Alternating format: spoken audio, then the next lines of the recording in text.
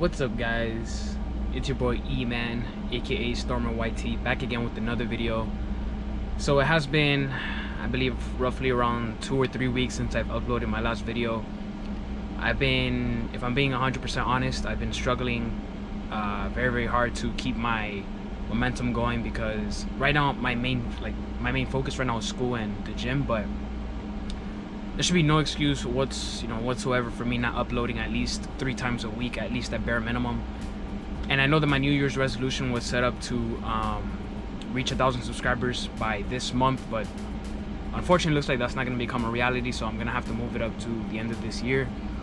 And that's actually, I know it's a really bad thing to try to keep moving things up because you want to set up a deadline, but unfortunately, people make mistakes. I'm not perfect, so that's the track that we're heading towards to. Alright, so anyways, guys, so in today's video I'm gonna be talking about my Orlando trip, my experience and how it went, all the pros and the cons of it, and just the overall experience that I've had. So yeah, I guess it's gonna be like a story time. I believe it's gonna be my second story time on this channel. And yeah, so pretty much to start off, it was basically me, my cousin's girlfriend, and one of my best friends. His name is Nick, and all 4 of us decided to go Orlando for Nick and I's birthday. His birthday's on the 2nd, my birthday's on the 3rd, but we celebrated over from the 30th to the 1st, so it was a Friday to Sunday. And actually, I'm sorry, from the 30th to the 2nd, which would be his birthday, we stayed an extra day to go to Volcano Bay, and it was honestly a 10 out of 10 experience, but I'm getting ahead of myself. So pretty much on the first day, crazy stuff happened. So pretty much as soon as we began our journey, everybody's super excited. The tire actually started losing air pressure, right? Because in the BMW, which is what we were driving in, it tells you and detects the tire pressure, right? And you can see it in the little screen. It tells you how much tire pressure each tire had, and the bottom right tire unfortunately looked like it might have had like a nail inside of it. I believe it was a nail. I'm not entirely sure. I kind of forgot what exactly happened, but nonetheless, we decided to go to a gas station in this Cuban dominated area. And when we go inside and we go to the gas station, the pump wasn't working, so we decided to go to another one, and then the second gas station wasn't working. So 3rd time's a charm. By the grace of God, it was working, and we got it to fill up a little bit. So we go around, we try to make sure that the air pressure was good, but we couldn't totally detect it, so we decided to say screw it, and we decided to get on the highway. As we're going on the highway, all of a sudden the tire pressure starts depleting completely to 0. This is when things started to get a little bit nerve-wracking, because we didn't know what the situation was going to be. We don't know if there's any tire places nearby. We don't know. First of all, my cousin's girlfriend didn't even have a spare tire, so that was a very big concern. The good thing is that my cousin did have AAA just in case they were needed or anything like that.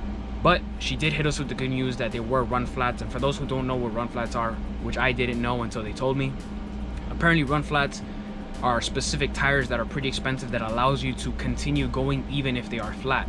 So hence the name run flats. They can keep going for roughly around 40 miles according to my cousin's girlfriend, right? So she was able to find this place, a tire shop nearby. It was about 1.5 miles away, and what we didn't know was that it was in the hood, because as soon as we got there, you can just tell, like, when you're in the hood, like all the streets look a little bit off, the buildings look a little bit faded, and it looks like gloomy. It just looks dark, right? Like dull. That's a better word to describe it. It just looked dull. This was in the morning, so I can't imagine what it looks like at night. But one thing I've noticed is you cannot prejudge people based on appearance and how something might seem, because just because something might seem like it's a ghetto awful place doesn't necessarily mean that the people are. It's just the environment, unfortunately, right? So when we got there, the guy did something called a plug. So according to my cousin, because he's a car technician, if I'm not mistaken, that's the label that is applied to him. It's basically that you, correct me if I'm wrong, all you car enthusiasts, it's basically like a layer that you put inside of the tire, if I'm not mistaken, to prevent it from how do I explain it? It's to like, I guess, prevent the air from leaving the tire and keeping it as close as possible. I believe I'm explaining it well. If I'm not, go ahead and correct me down in the comments below. But anyways, it only cost $10 to fix. From there on, we did not have any more problems. So then we continued our journey. As we continued our journey, we decided to go to a rest stop in a place called Port St. Lucie. That's I believe roughly 2.5 hours away from you know, like the Miami area. And when we got there and we decided to go to a rest stop, unfortunately we went at the same time that high school kids had their grad bash. For those who don't know what grad bash is basically an end of the year field trip where kids get to go to either Universal Studios or Islands of Adventure, or both. I believe they get to go to both on in one day, right? So they decided to go to the rest stop at the same time that we went to go. So unfortunately we couldn't eat any, like, we couldn't eat any of the little fast food. Like, we couldn't even go to the little you know, those little like stores where they sell like basic like chips and like, you know, sandwiches and all that stuff. Everything was completely packed. So we decided to go on the other side where there was a gas station, and we wanted to get some Subway. And as we go inside, the Subway was closed. So we were pretty much out of luck. We were sugar honey iced tea out of luck. And but we were able to get some Lunchables, some chips, you know, just to fill us for a little bit until we got to Orlando. So then once we finished there, we went straight to Orlando. When we got to Orlando the first day, right, so we got to Orlando the first day, and on the first day we decided to go, and where did we go? We went to a Target first, then we went to a place called Miami Subs, which is ironic because we're in Orlando and we thought that Miami Subs was only located in Miami, but apparently not. We went to a Miami Subs. When we got to the Miami Subs, there was a girl who I had asked if I could get an additional drink with my order, because unfortunately I didn't know that my order didn't bring a drink, and thank God one of my friends brought it to my attention. So I asked this girl, hey listen, is it cool if you can charge me? I didn't see anybody behind, so that's why I asked, or else I know it'd be a bother. But I was like, hey listen, is it cool if you could charge me for an additional drink? She goes, oh yeah, like don't worry, there's no problem. And then she's like, oh, you know what, I'll just give it to you for free. Go ahead and put it down in the comments below. If a girl decides to give you a drink for free, does that mean that it's an indication of interest, or does it mean that she probably just didn't care and was just being friendly? I mean, I believe it varies from person to person and situation. In my honest opinion, I didn't see any reason to go for the number, simply due to the fact that I know that these type of fast food restaurants close around 2 a.m. So it's more than likely that she had the night shift. I know it's not good to assume, but logically it's just the way I saw it. So it wouldn't make sense to ask for the number, especially since I'm only gonna be there for 2 or 3 days. And I don't know, I just didn't see enough interest for me to go for it. Whatever, maybe I could have taken the L. It is what it is. I'm back in my city and she's in her city, so yeah. So then we went from there, and then we decided to hit a liquor store. And when we go to the liquor store, we asked the gentleman at the front, at the counter, and we asked him, hey listen, because we saw these 2 big jars of what I believe were, honestly I don't remember what type of liquor it was, but it was, all I know is that it was really, really strong. And we asked if they sold any chasers. For those who don't know what chasers are basically drinks that you down to compensate for the strong taste that you get from heavy liquor, right? So for example, if you drink Crown Royale by itself, Crown Royale is absolutely awful, god awful by itself, but if you mix it with, let's say, Sprite, or you know, it varies from person to person, maybe orange juice, I don't know, like, I mean, that's probably a bad combination, but you get the point. You mix it with something else that's basically the chaser to help you gulp down the liquor nice and easily. So we asked them, hey listen, do you sell any chasers? This fine gentleman decided to sell us liquor without a chaser, because according to him, he stated that you do not need a chaser. He was like, no chaser, no chaser, you know, with his Indian accent. It was absolutely hilarious. Really cool guy, but unfortunately, terrible advice. He probably has never drank that liquor ever in his life, because if he did, he would have definitely recommended a chaser. That drink was god awful by itself, extremely strong, just an unpleasant taste in your mouth. So whatever, the group was feeling a little bit unmotivated to go out, especially since the liquor was pretty trash. So I decided I told my boys, yo listen guys, let's go grab chasers. Screw it, like we already bought these drinks, they were $17 each. That's roughly around what is that, 20, 27, give or take $34 that we just spent. So I'm like, no, like, let's go grab some chasers that'll probably be like $2 or $3. And we ended up buying 4 chasers, including pink lemonade, orange juice, I think regular lemonade, I mean strawberry lemonade, sorry, instead of the pink lemonade, strawberry lemonade, and one other drink. And it was honestly amazing. It made it taste 10 times, probably even 20 times better than what it originally tasted. And yeah, so it was roughly around 11:40 at night, maybe 12, and we decided to look for a club, right? Because I really wanted to go clubbing, but my cousin was being the old man that he is. He's like, no, I don't want to go out, this and this and that, because we gotta go wake up early tomorrow for the parks. And I go, listen, stop being like, you know, stop being an old man. Like, we're here for a good time, not a long time. It's my birthday. Like, I need everybody to go out. If you don't want to go out, I'm more than happy enough to Uber myself and go over there with my boy Nick. I don't mind it. If you guys want to stay, you can stay. That's just how I am as a person. I'm not going to let anybody affect my fun, my happiness, just because you don't feel like it. I'm sorry, it is what it is.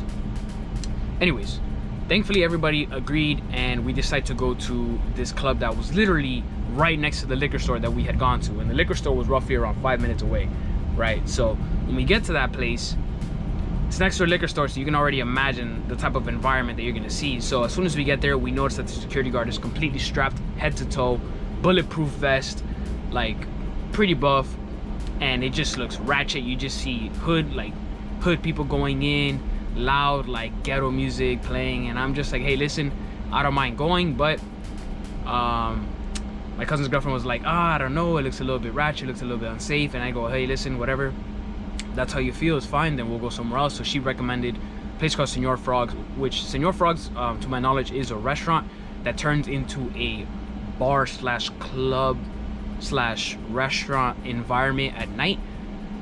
It's a pretty fun environment. I wouldn't recommend it as a place to go if you're expecting some sort of like twerking or grinding or anything like that, because for the most part it's not gonna happen.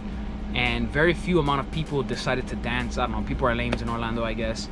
And whatever, we went to the Senor Frogs, and my friend goes, hey, listen, they sell 2 for $14 drinks here. And I was extremely excited. I go, wow, 2 for 14, that sounds like an amazing deal. Turns out she misheard what the waitress had told her, and it was actually 1 for $40, which completely ripped me a new one. And yeah, I was not happy about that, but nonetheless, it was a drink that got me right. I decided to get like a frozen margarita or something. I forgot what the hell I got, honestly. I got lit. And once we all gulped down our drink, we went to the dance floor, we started having a good time. My cousin's girlfriend, my cousin were trying to put me on like to a couple females, and I'm like, hey, listen, like whatever the case may be, I don't know, like, I'm a very logical person, and if I feel like it's not a good, if I don't have a good advantage in going into it, then I'm not going to. But I did find a girl who was dancing some bachata. She was dancing by herself because her friend like turned her back for a second. As soon as she turned her back, I'm like a lion in the wild, just looking for a gazelle to hunt, right? So I found the gazelle, little wounded gazelle. That sounds terrible, but whatever. So I saw the girl, she was dancing bachata by herself, so I decided, hey, listen, do you want to dance? She was like, yeah, sure, whatever. One thing leads to another. I noticed that this girl was 30 years old, and that completely blew my mind. I'm like, yo, this girl is 30 years old. So for privacy's sake, we'll just call her Candy. So I was talking to Candy, and we were talking, like, you know, back and forth, where you from, this and this and that, you know, just a little chit chat here and there. And then we decided to end the conversation. I went to my group, she went to her group. And as we're leaving the Senor Frogs, I noticed that her friend was like looking around for me. When she finally found me, she said, hey, listen, my friend wants your number. She's just a little bit shy. So I said, hey, listen, I don't have a problem. So I went over there, I spoke to her for a little bit more, and I decided to get her number.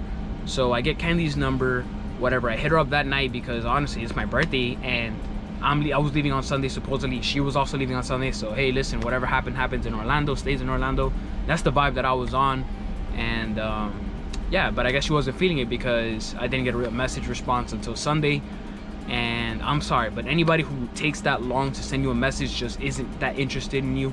I don't care if their house just caught on fire. If somebody's really, really into you, they will message you that day, or at least very early the next day, and let you know, hey, listen, this was the situation. I'm sorry for not replying, but her excuse was that she was really busy with family, this and this and that. All I hear is this. This is all I hear. Blah, blah, blah, blah, blah.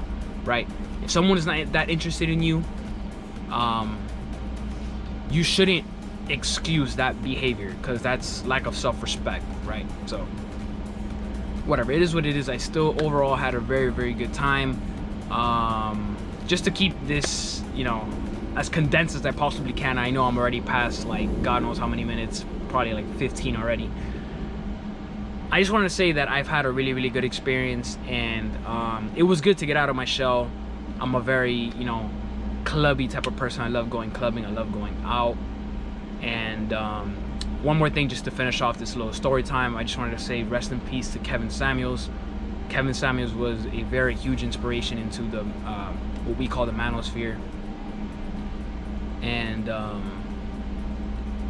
nothing, it's just, it brings introspection into, it allows you to introspect into your life, right? Like, it reminds you that you're here one day and you're just gone the next. And I know it's very cliche and everybody knows that, but it's something that you really, really need to meditate on and understand that we stress about the smallest things. We get upset when people don't go, you know, don't go forward on green on a street light. We get mad about girls who don't text you back within the first day of meeting them. You know, little things like that. And it's nothing to get stressed over. You shouldn't stress over it, because life is very, very, very limited, and you shouldn't live it. You shouldn't be living it being stressed like all the time. Like that's not a life worth living, right? Anyways, guys, I hope you guys enjoyed the video. I'm sorry for making this super, super long. If you guys made it to the end of the video, you guys are the absolute goats. It's been your boy Stormer YT. I'm gonna go catch up with my friends. And yeah, hope you guys have an amazing day and take care. Peace.